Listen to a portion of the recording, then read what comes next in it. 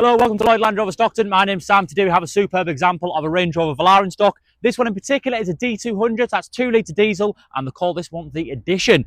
So based upon the Dynamic SE, we do have the nice, more aggressive style bodywork on the car. We do also have the black pack, so it is all blacked out.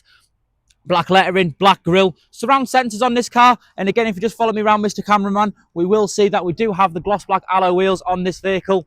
Black contrast roof, and of course signature to the Range Rover branding, deployable door handles, keyless entry, and power folding wing mirrors. Now they are blind spot monitoring on them power folding wing mirrors, privacy glass, which does add the extra level of comfort for the rear passengers, as well as black roof rails.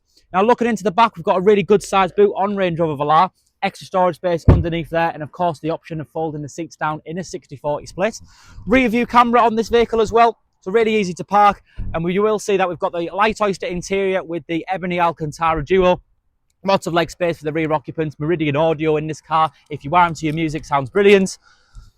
And jumping into the front, we do actually have all of our electric seat controls, memory functionality on here, Meridian surround sound system, which sounds absolutely fantastic. 18,655 miles.